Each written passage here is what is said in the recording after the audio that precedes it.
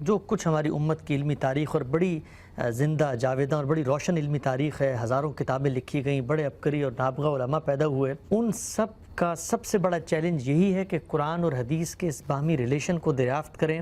اور کیا آپ کو لگتا ہے کہ یہ ایک ایسا علمی مسئلہ تھا کہ جس پر علماء کو سر جوڑ کر بیٹھنا پڑا اور کوئی نہ کوئی اس کا حل نکالنا پڑا؟ اس میں کوئی شبہ نہیں، اگر آپ کہنا چاہیں تو کہہ سکتے ہیں کہ ہمارے ہاں اصول کے مباحث میں سب سے بڑی بحث یہی ہے۔ اللہ تعالیٰ نے قرآن مجید اپنے کلام کی حیثیت سے نازل کیا ہے، وہ اللہ کی کتاب ہے۔ اللہ کی کتاب کی حیثیت سے محمد الرسول اللہ صلی اللہ علیہ وسلم نے اس کو پیش کیا ہے۔ ہم جب اس قرآن کو کھولتے ہیں تو یہ معلوم ہوتا ہے کہ وہ جگہ جگہ اپنی ایک حیثیت بیان کرتا ہے۔ وہ یہ کہتا ہے کہ یہ میزان ہے، یہ فرقان ہے، اسی کی بنیاد پر حق و باطل کے فیصلے ہوں گے، یہی اختلافات میں حکم ہوگا۔ یہ بحث ہم اس سے پہلے بڑی تفصیل کے ساتھ کر چکے ہیں۔ جب انسان ان سب چیزوں کو دیکھتا ہے اور اب اس کے سامنے یہ سوال پیدا ہوتا ہے کہ اگر رسالت مآب صلی اللہ علیہ وسلم کی نسبت سے کوئی بات بیان ہو رہی ہے اور وہ قرآن پر اثر انداز ہوتی ہے تو کیا کیا جائے؟ یہ کیوں اتنا بڑا مسئلہ ہے؟ اس لیے کہ ایک طرف اللہ کی کتاب ہے، اللہ کی کتاب کی جو حیثیت ہے وہ خود اللہ کی کتاب نے بیان کر دی ہے۔ عقل مانتی ہے کہ یہی حیثیت ہونی چاہیے، علم تسلیم کرتا ہے کہ اس سے مختلف حیثیت ہو ہی نہیں سکتی۔ دوسری جانب اللہ کا آخری پیغمبر ہے، یہ کتاب اس پر نازل ہوئی ہے، اور ہم اس سے پہلے یہ بات کر چکے ہیں کہ محمد الرسول اللہ صلی اللہ علیہ وسلم کی ہستی ہے کہ جو دین کا تنہا ماخذ ہے۔ تو اب محمد الرسول اللہ کی نسبت سے ایک بات بیان ہو گئی، یعنی کسی راوی نے، کسی شخص نے، کسی صحابی نے، کسی صحابی سے تابعی نے، کسی تابعی سے تبع تابعی نے آگے یہ بیان کیا ہے کہ فلاں مسئلے میں رسالت مآب صلی اللہ علیہ وسلم نے یہ فرمایا۔ اسی کو آپ حدیث کہتے ہیں نا۔ اس کو پہلے اچھی طرح سمجھ لینا چاہیے کہ ایک رسالت مآب صلی اللہ علیہ وسلم نے ہمیں قرآن دیا۔ ہم کئی مرتبہ یہ تنقید کر چکے ہیں، قرآن اللہ کی کتاب کی حیثیت سے دیا، قرآن کو ایک منظم مرتب صورت میں ہمارے سامنے پیش کیا گیا۔ وہ اس وقت بھی اسی صورت میں بیان ہی جس طرح پیش کیا گیا تھا ہمارے پاس موجود ہے۔ اس میں صورتیں ہیں، اس میں آیات ہیں، اس میں ایک نظم ہے، اس میں ایک ترتیب ہے، اس کا ایک سیاق و سباق ہے، اس میں اللہ تعالیٰ ایک فیصلہ کن بات کر رہے ہیں۔ دوسری جانب وہ سنت ہے جو رسالت مآب صلی اللہ علیہ وسلم نے جاری کر دی۔ سنت میں اور قرآن میں تو کسی جگہ کوئی تصادم یا تضاد پیدا ہی نہیں ہوتا، وہاں کوئی سوال ہی نہیں پیدا ہوتا، اس لیے کہ وہ دونوں اپنی جگہ مستقل بذات ہیں، اور قرآن مجید نے جو مقدمات قائم کر دیے ہیں انہی کی روشنی میں وہ سنت آگے جاری کی گئی ہے۔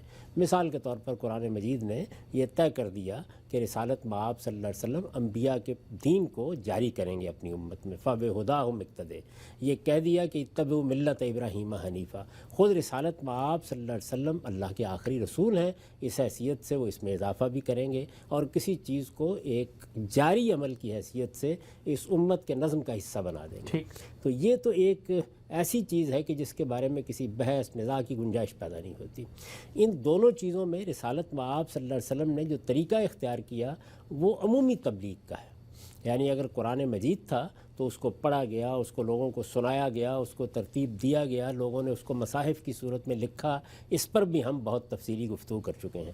اگر سنت تھی تو اس کو جاری کیا گیا، اس پر لوگ عمل پیرا ہو گئے، نمازیں لوگوں نے پڑھنا شروع کر دی، روزے لوگوں نے رکھنا شروع کر دیے، حج و عمرہ کے لیے لوگ نکلے، یعنی وہ ساری چیزیں جو سنت کی حیثیت سے تھیں وہ لوگوں میں معمول کی چیزیں بن گئیں، ان کو اپنا لیا گیا، انہیں اختیار کر لیا گیا۔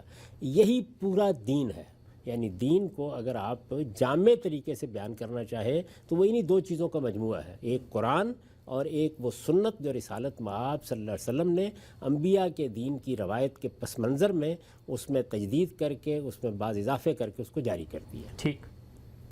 اس کے بعد ایک تیسری چیز ہے، وہ فطری طور پر پیش آئی ہے اور مسائل بھی اسی سے پیدا ہوتے ہیں۔ وہ چیز یہ ہے کہ رسالت مآب صلی اللہ علیہ وسلم جس وقت یہ سنت جاری کر رہے ہیں، جب قرآن لوگوں کو سنا رہے ہیں تو اس کے ساتھ آپ ایک زندہ شخصیت کے طور پر ان کے درمیان میں موجود ہیں۔ وہ کسی وقت آ کے قرآن سے متعلق کوئی بات پوچھتے ہیں، کسی وقت سنت کے بارے میں کوئی بات معلوم کرتے ہیں، کسی وقت کسی چیز کی شرح و وضاحت کے بارے میں کوئی گفتگو کرتے ہیں، کہیں خود رسالت مآب صلی اللہ علیہ وسلم کسی چیز کی وضاحت کے لیے کوئی خطبہ دیتے ہیں، کسی وقت لوگوں کو توجہ دلاتے ہیں، کہیں کوئی تنبیہ کرتے ہیں۔ اب یہ جو کچھ وجود میں آ رہا ہے، یعنی یہ قرآن سنت کے بعد ہے، لیکن بہرحال خدا کے پیغمبر کی وساطت سے وجود میں آ رہا ہے. ٹھیک. آپ کی زبان فیض ترجمان سے صادر ہو رہا ہے, آپ کے عمل سے ایک نمونہ سامنے آ رہا ہے, تو لوگ اس کو بھی لپک کر لیں گے. ہم کئی مرتبہ یہ عرض کر چکے ہیں کہ یہ کوئی ایسی چیز تو نہیں کہ جس سے بے اعتنائی برتی جائے. یعنی ہم اپنے آپ کو وہاں رکھ کے دیکھیں کہ اگر رسالت مآب صلی اللہ علیہ وسلم کو دیکھنے, آپ کا عہد پانے کی سعادت مجھے یا آپ کو حاصل ہو تو ہم کیا کریں گے؟ یعنی قرآن مل گیا الحمدللہ, سنت جاری ہو گئی, اللہ کا لاکھ لاکھ شکر ہے, لیکن خود رسالت مآب صلی اللہ علیہ وسلم کسی وقت گفتگو فرما رہے ہیں, کسی وقت کوئی ہدایت دے رہے ہیں, کسی وقت کوئی نصیحت کر رہے ہیں, کسی وقت ہماری کسی غلطی پر تنبیہ کر رہے ہیں, تو یہ سب کچھ بھی بہت بڑی نعمت ہے جو اللہ کے پیغمبر سے مل رہی ہے. اس میں ظاہر ہے کہ اللہ کے پیغمبر کا علم ہے, اللہ کے پیغمبر کے اجتہادات ہیں, اللہ کے پیغمبر نے خود اپنے دین کو لوگوں کو اطلاق کر کے دکھایا ہے. اس میں رسالت مآب صلی اللہ علیہ وسلم کا اسوہ حسنہ ہے کہ خود بھی دین پر عمل کر رہے ہیں اور لوگ اس کو دیکھ رہے ہیں, گھر میں کیا کر رہے ہیں, باہر کیا کر رہے ہیں, جنگ میں کیا کر رہے ہیں, حکومت کے معاملات میں کیا کر رہے ہیں. اس سے جو ذخیرہ سامنے آتا ہے یہ در حقیقت رسالت مآب صلی اللہ علیہ وسلم کی زندگی یا آپ کے علم و عمل کا تاریخی ریکارڈ ہے. ٹھیک. ہمارا دین قرآن و سنت میں پایہ تکمیل کو پہنچ گیا, اس میں نہ کسی کمی کی کوئی گنجائش ہے, نہ کسی زیادتی کی کوئی گنجائش ہے. لیکن یہ چیزیں جو رسالت مآب صلی اللہ علیہ وسلم کی نسبت سے تاریخی ریکارڈ میں منتقل ہو رہی ہیں, لوگوں کو روکا نہیں جا سکتا کہ انہیں بیان نہ کریں. اگر میں مل کے آؤں گا, آپ مل کے آئیں گے, تو آ کے شوق سے بیان کریں گے. ٹھیک. اچھا, کس بستی میں لوگ یہ نہیں چاہیں گے کہ فلاں آدمی آیا ہے, اس نے رسالت مآب صلی اللہ علیہ وسلم کو دیکھا ہے, اس نے آپ کی باتیں سنی ہیں, تو وہ یہ چاہیں گے نا کہ ان کے سامنے یہ باتیں بیان کی جائیں, وہ سوالات کریں گے. اس سے جو ذخیرہ وجود میں آتا چلا گیا, اسی کو آپ اصطلاح میں حدیث کہتے ہیں. اچھا. دوسرے لفظوں میں یوں کہیے کہ تاریخی ریکارڈ ہے جو ترتیب پا رہا ہے. جب ہم نے اس تاریخی ریکارڈ کو جمع کرنا شروع کیا تو شروع میں تو رسالت مآب صلی اللہ علیہ وسلم کی نسبت سے بیان ہونے والی باتیں, صحابہ کرام کی اپنی تصریحات ایک ہی جگہ بیان ہو جاتی تھی. ٹھیک. لیکن بتدریج دونوں کے لیے الگ الگ اصطلاحیں اختیار کر لی گئیں. یعنی رسالت مآب صلی اللہ علیہ وسلم کی نسبت سے جو باتیں بیان ہو رہی ہیں ان کے لیے حدیث کا لفظ اختیار کر لیا گیا, اور صحابہ کرام کی نسبت سے جو باتیں بیان ہو رہی ہیں ان کے لیے آثار کا لفظ اختیار کر لیا گیا. ٹھیک. یہ علم جب شروع ہوا تو آپ اس کی ابتدائی کتابیں دیکھیے, مصنف عبدالرزاق کو دیکھیے, مصنف ابن شیبہ کو دیکھیے, تو آپ یہ دیکھیں گے کہ وہاں پر یہ تفریق نہیں کی جاتی, لیکن بعد میں لوگوں نے یہ تفریق کرنا شروع کر دی. تو اس کا نتیجہ کیا نکلا کہ ہمارے پاس حدیث کا ذخیرہ بھی کافی بڑی تعداد میں مرتب ہو گیا. یہ جو ذخیرہ سامنے آئے گا تو جہاں جہاں کسی نے کوئی بات بیان کی ہوگی, ظاہر ہے رسول اللہ کی نسبت سے بیان کی ہے, اگر قرآن مجید میں وہ چیز زیر بحث آ چکی ہے اور اس سے متعلق کوئی فہم میں مسئلہ پیدا ہو رہا ہے, نہیں لگتا ہے کہ یہ تو دو متضاد باتیں بیان ہو گئی ہیں, قرآن ایک بات کر رہا ہے, اس روایت میں ایک بالکل دوسری بات ہے, یا قرآن مجید نے جو بات بیان کی ہے وہ تو اطلاقی نوعیت کی ہے, اس میں کوئی قید لگا دی گئی ہے, یا قرآن مجید نے جو بات بیان کی ہے وہ تو عموم کی نوعیت کی ہے, اس میں کوئی تخصیص پیدا کر دی گئی ہے. یہ چیزیں جب سامنے آئیں تو علم کے سامنے یہ سب سے بڑا مسئلہ تھا کہ اب کیا کیا جائے. یعنی یہ جو کچھ ہے کیا اس کو رد کر دیا جائے, دریا برد کر دیا جائے, اس کو قبول کرنے سے انکار کر دیا جائے. یہ ایک بالکل ہی بےمانی رویہ ہوتا. یعنی یہ چیز تو آپ ایک عالم کے معاملے میں نہیں کر سکتے. کجا یہ کہ خدا کے آخری پیغمبر کا علم, خدا کے آخری پیغمبر کا عمل, خدا کے آخری پیغمبر کی سیرت, خدا کے آخری پیغمبر کا اسوہ حسنہ, اس کو کس طریقے سے اٹھا کر ایک طرف رکھا جا سکتا تھا. تو اہل علم نے اس کو قدر کی نگاہ سے دیکھا, سرآنکھوں پر رکھا اور یہ مسئلہ حل کرنے کی کوشش کی اگر کہیں ایسا ہوتا ہے. آپ اس سارے ذخیرے کو دیکھیں, اب تو ہمارے پاس کوئی 70,000 کے قریب یا اس سے زیادہ روایات ہیں. سارے ذخیرے کو دیکھیں, اس میں کوئی 20-25 مقامات ایسے آتے ہیں جس میں یہ مسئلہ پیدا ہوتا ہے. اچھا.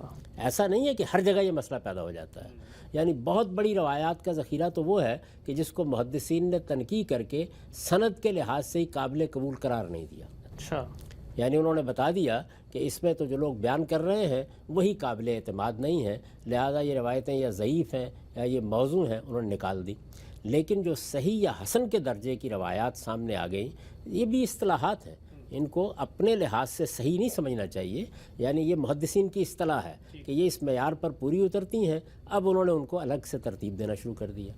بخاری نے کیا, مسلم نے کیا, جن کو آپ سیاہ ستہ کہتے ہیں, ان میں زیادہ تر اسی طرح کی روایات کا انتخاب کیا گیا, اگرچہ دوسری طرح کی روایات بھی دوسرے تیسرے درجے کی کتابوں میں موجود ہیں. موجودہ زمانے تک یہ کام اسی طرح ہو رہا ہے. ہمارے اس زمانے میں عبداللہ اعظمی صاحب نے بہت ہی عمدہ کام کیا اور سارے یہ صحیح حسن کے ذخیرے کو ایک اور مجموعے میں مرتب کر دیا ہے. تو مسلمان امت ہمیشہ سے یہ کام کرتی رہی ہے. اب میں یہ عرض کر رہا ہوں کہ اس میں مسئلہ چند جگہوں پر پیدا ہوتا ہے. 10-20 مقامات ہیں کہ جن میں یہ مسئلہ پیدا ہوتا ہے. جب یہ مسئلہ پیدا ہوا تو اس کے لیے مختلف طریقے اختیار کیے گئے. اس میں یہ عرض کر دوں کہ ان مختلف طریقوں کا تو ہم یہاں جائزہ نہیں لے سکتے. میرا اس معاملے میں جو نقطہ نظر ہے وہ یہ ہے کہ آپ کو دقت نظر کے ساتھ تدبر کرنا چاہیے. اس کی وجہ کیا ہوتی ہے کہ ایسی صورت پیدا ہو جاتی ہے, اس کو سمجھنا چاہیے. وہ وجہ یہ ہوتی ہے کہ بعض موقعوں کے اوپر جو کلام ہے اس کے بعض مضمرات ہوتے ہیں جو عامی کی نگاہ میں نہیں آتے. اچھا. یعنی جس وقت ہم گفتگو کرتے ہیں تو ہماری گفتگو میں بعض چیزیں ایسی ہوتی ہیں جو لفظوں میں بیان ہو جاتی ہیں. بعض چیزیں ایسی ہوتی ہیں جو لفظوں میں ہم بیان نہیں کرتے, وہ قرائن سے متعین ہو جاتی ہیں. ٹھیک. اگر آپ اس بات کو دیکھیں تو اس کا عقلی تقاضا ہوتا ہے کہ وہ بات بھی مانی جائے. درست. اگر آپ اس بات کو پڑھیں یا وہ آپ کے سامنے الفاظ میں آئے تو الفاظ کی دلالت بتا رہی ہوتی ہے کہ یہاں کوئی تخصیص ہونی چاہیے, یہاں کوئی تحدید ہونی چاہیے. اس کو اہل علم ایک بڑی خوبصورت تعبیر میں بیان کرتے ہیں کہ جب ہم گفتگو کرتے ہیں, جب ہم لکھتے ہیں تو ہمارے کلام کے اندر اس کی پیدائش کے ساتھ ہی بعض چیزیں جڑ جاتی ہیں. اچھا. کچھ استثناءات اس کے ساتھ لگے ہوئے ہوتے ہیں, کچھ تخصیصات اس کے ساتھ لگی ہوئی ہوتی ہیں. ان کو دریافت کرنے کا کام ایک عالم کرتا ہے. یعنی وہ آپ کو توجہ دلاتا ہے کہ یہ جو بات کہی گئی ہے اس کا یہ عقلی تقاضا تو گویا اس کے ساتھ ہی موجود ہے. اس میں تو یہ استثناء کو ماننا اس کی پیدائش کے ساتھ ہی ضروری ہو گیا ہے.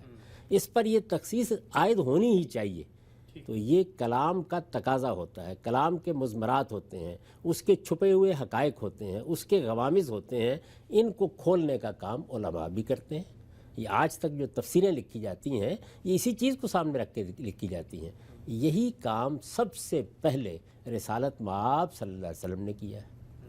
تو اس میں جو 10-20 چیزیں یہ مسائل پیدا کرتی ہیں ان کے بارے میں پھر یہ ضروری ہے کہ تدبر کر کے دیکھا جائے. یعنی یہ دیکھا جائے کہ قرآن مجید کی جس آیت سے, قرآن مجید کے جس حکم سے متعلق وہ بات کہی گئی ہے, کیا وہ ان کو قبول کرنے کے لیے تیار ہے.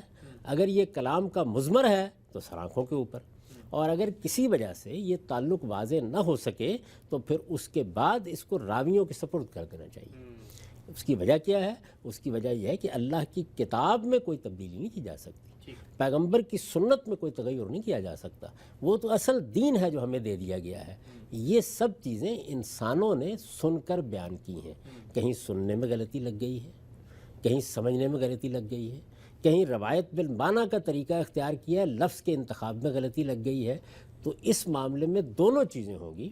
پہلے مرحلے میں آخری درجے کی کوشش کی جائے گی کہ ہم قرآن مجید میں جو بات بیان ہوئی ہے یہ جانیں کہ اس کے کسی مضمر کو تو یہ چیز بیان نہیں کر رہی, اس کے کسی خاص پہلو کو تو نمایاں نہیں کر رہی, اس کے بارے میں کسی ایسی حقیقت کی طرف توجہ تو نہیں دلا رہی جو الفاظ سے اس طرح بظاہر ہمیں نکلتی محسوس نہیں ہوتی. لیکن غور کریں تو اس کے سیاق میں, سباق میں اس کے دلائل موجود ہیں.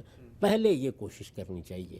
اگر آخری درجے میں یہ کوشش ناکام ہو جائے تو قرآن میں کوئی ترمیم نہیں کی جائے گی, قرآن میں کوئی تغیر نہیں کیا جائے گا, قرآن کے کسی مطلق پر کوئی قید نہیں لگائی جائے گی, قرآن کے کسی عموم میں کوئی تخصیص نہیں پیدا کی جائے گی, بلکہ روایت کو راویوں کے حوالے کر دیا جائے گا.